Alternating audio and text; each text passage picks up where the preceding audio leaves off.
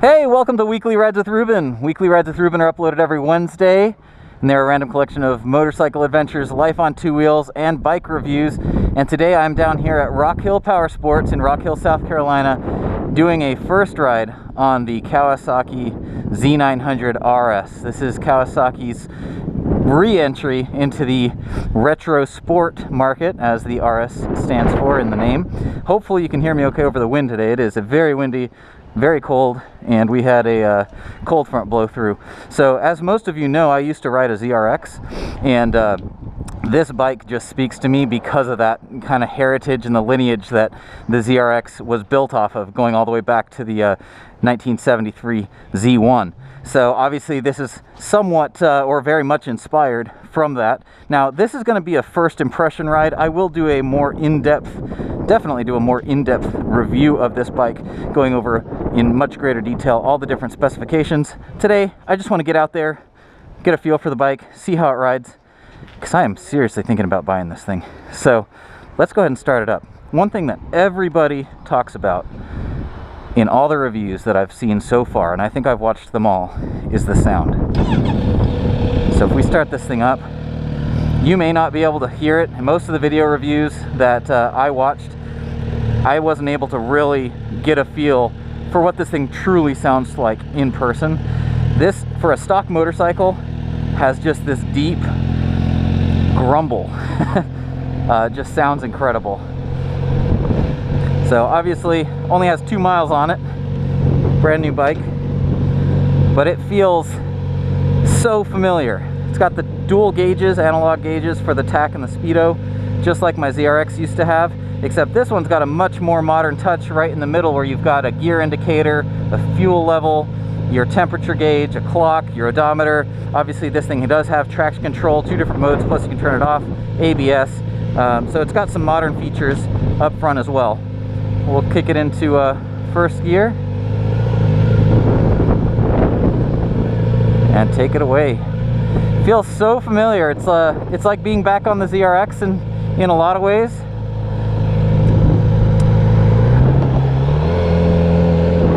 But it's way lighter.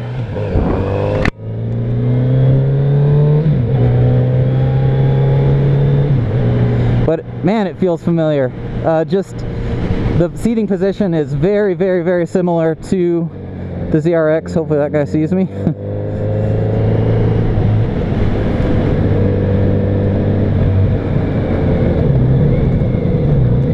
Another thing I noticed in the specs on this bike is it has a slipper clutch, which is pretty cool.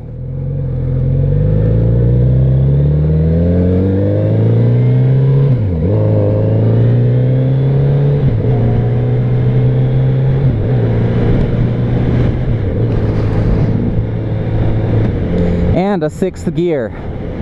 So that's pretty different right there from the ZRX, which only had 5. So you may be familiar with the Z900, which is a sport naked bike, kind of the replacement for the Z1000, which I've been a big fan of, but it definitely has that kind of modern transformer styling. I do think Kawasaki did a great job on the new Z900. It's not quite as out there as the Z1000 has been over the years. Looks like a great bike. Obviously this motorcycle here shares a lot of the same internal DNA. Same motor, detuned for more power low down, so more tractable street power. And a little bit different gear ratios. So the transmission's got a shorter first gear and then a tall 6th gear for touring. But man, it sounds good. And it's got that real smooth low-end power that just comes on right off of idle, really. I mean, you start letting the clutch out and give it some throttle, and it just wants to go. Chosen some rough roads to go down, so we'll analyze the suspension a little bit. That's another huge upgrade from the ZRX, which had the old style twin shocks. A lot of people miss the look of those twin shocks, but I can tell you from personal experience, having done several track days on my ZRX, they, you know, you can make them work really well. Obviously people put Olin suspension on the back and stiffen up the swing arm and do all kinds of stuff like that, but This has a more modern monoshock setup on the back, which is far and away superior, and inverted forks up front. So inverted forks, if you don't know, just really help reduce the unsprung weight. So basically that's the wheel, the brakes, everything that's basically below the springs on the suspension is unsprung, and the more mass that you have there, the slower the suspension is able to react with changes in direction, right? Just because there's more mass to deal with. So having inverted forks, obviously the internals and the adjustments are better as well. They've come a long way since my 2001 ZRX was released.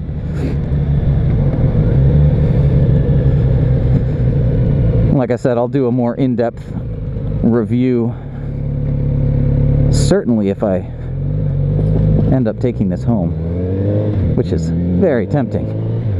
Very, very tempting. I have actually never bought a brand new motorcycle, but I've known the guys down at Rock Hill Power Sports for years now. Most of you that watched the old series of Weekly Rides with Ruben know that pretty much just about all the bikes that I reviewed on that channel came from Rock Hill Power Sports. They're super friendly and accommodating, and I just highly recommend that if you are anywhere around the area, and even if you're not, honestly, just give them a call and see what they could do for you on a bike deal.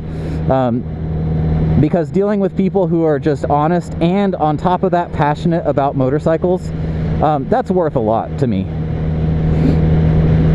So kudos to those guys for running a good business full of actual enthusiasts that ride. One of my pet peeves is going into a motorcycle dealer, or especially like a retailer that maybe sells accessories and apparel. You go into a shop like that and the person behind the counter has never ridden a motorcycle. That's a big problem to me. You know, I want to talk to somebody who knows what they're talking about. As for handling, I mean, obviously I'm not hitting any particularly fantastic roads right now, but I can tell you that the change in direction, because it is lighter weight than the ZRX, feels a little more nimble. Of course, the wide handlebars really help, and the seat is comfy. I'm 6 feet tall. I've got about a 32-inch inseam. Seat height on this bike's 31.5 inches. So I'm able to touch the ground just no problem at all, but it is a little bit on the taller side compared to a lot of other bikes.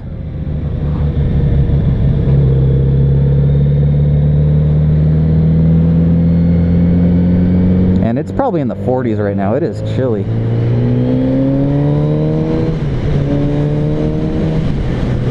I love that motor. That is nice. What a cool bike.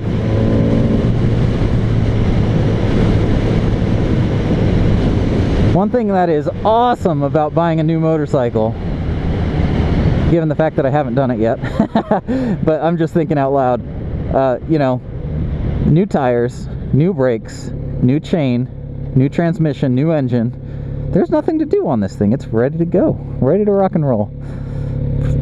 I don't know if you can see in the reflection of this car in front of me, but this bike does have an LED headlight. So even though it does look like the traditional old, you know, 7-inch round headlight that are found on so many other bikes, it has that nice, vibrant, white LED light quality to it. I'd be really curious to ride this thing at night and see what the light output is, especially with high beams. You know, a lot of times the areas where I've ridden, it can get pretty dark, and it's nice to cast a nice wide swath of light in front of you so you can see as much as possible.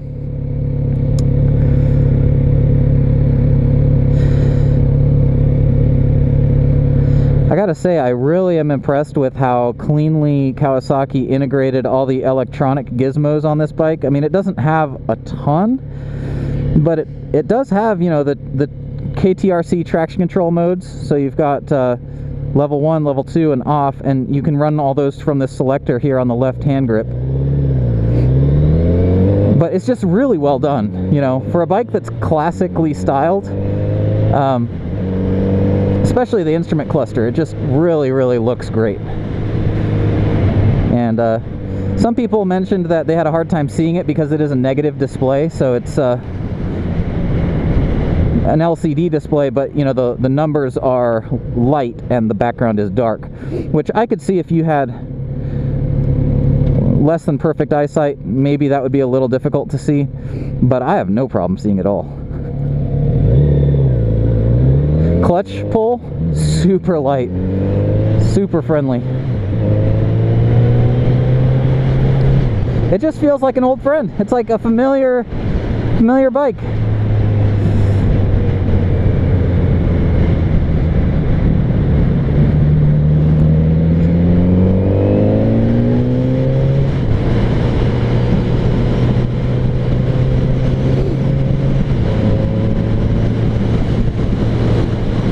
And if there's a little extra wind noise in this video, I apologize. It is a blustery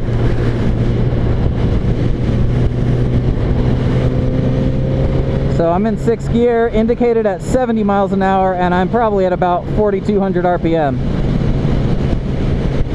One thing about riding a naked bike is, you know, you obviously get a lot more wind blast directly hitting your chest and your head and your whole body. But the thing about it is it's incredibly smooth air, even though it's pretty gusty today, so it's kind of hard to fully analyze it. But you know, just like my ZRX, this is so similar. You're not getting any kind of crazy buffeting or extra wind noise from turbulence swirling around right by your helmet. A lot of those little short windscreens that you get on motorcycles, direct air right up, depending on how tall you are, right around the base of your helmet, and that just really adds a lot of wind noise. With a naked bike, obviously on a really cold day like today,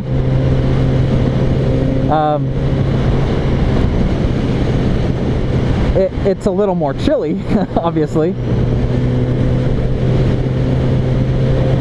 but it's still a really clean, smooth riding experience.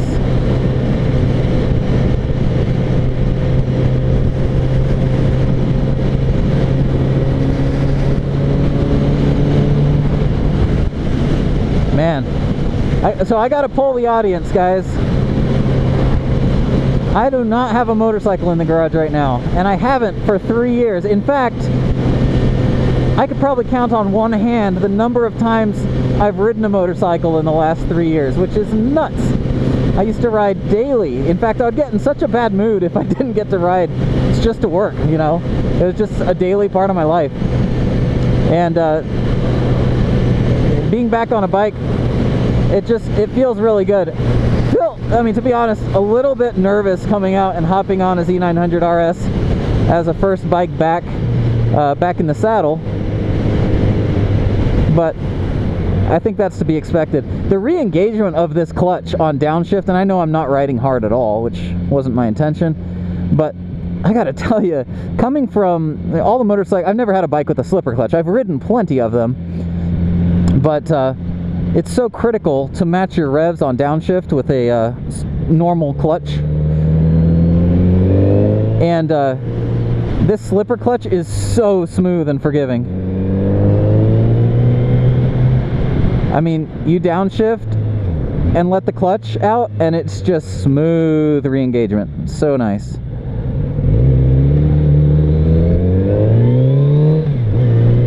And that sound, man.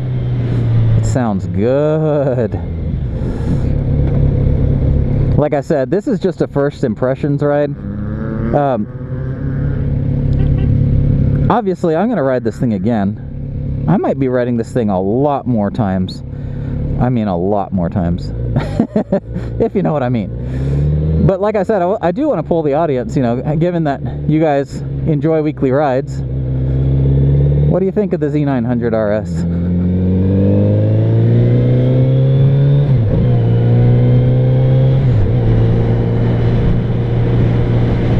I think I can tell you I'm a pretty big fan.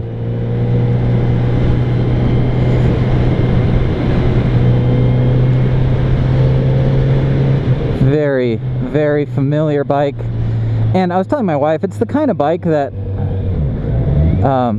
it's just so classic that I could see myself having this thing in the garage for a long time. Like, this is like a 20-year plus bike. You know, you buy one of these and it's just the bike that you own. You know, track bikes come and go, dirt bikes come and go, but your classic Z900RS, I think, is the kind of bike that you keep in your garage for a long time.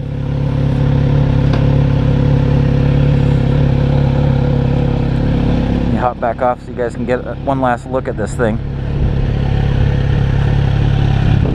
One thing that Kawasaki nailed is that exhaust. I mean, it still has a catalytic converter, and it conforms to all the standards. Obviously, it's got an oxygen sensor, and all the modern EPA requirements are there. But the sound that is coming out of that pipe for a stock motorcycle, and on top of that, the look, they got that very right. I mean, it sounds great.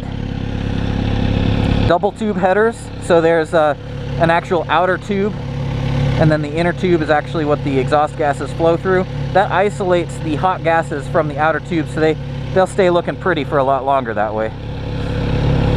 But I don't know, guys, I'm pretty impressed. And I know the color, a lot of people really like the root beer brown and orange color that came out. I love it. I think it's beautiful, but it doesn't really suit me for some reason. Now, I wish they had come out with the cafe green version in the US for this year, because I would be all over that. I wouldn't even be asking anybody whether or not I should buy this bike. My old ZRX was green, so easy sale for me on that one. But this one could work. Pretty cool. Well, this has been another Weekly Rides with Ruben. It has been a hot minute since we uploaded a video that is fresh. You guys have been really great with your comments. I am again back here at Rock Hill Power Sports, and this has been brought to you by the fine folks at this establishment located off of exit 82 in Rock Hill, South Carolina, just south of Charlotte. So give them a shout, give them a call, tell them Ruben sent you, and stay tuned for more. We'll see if I end up with this thing in the garage.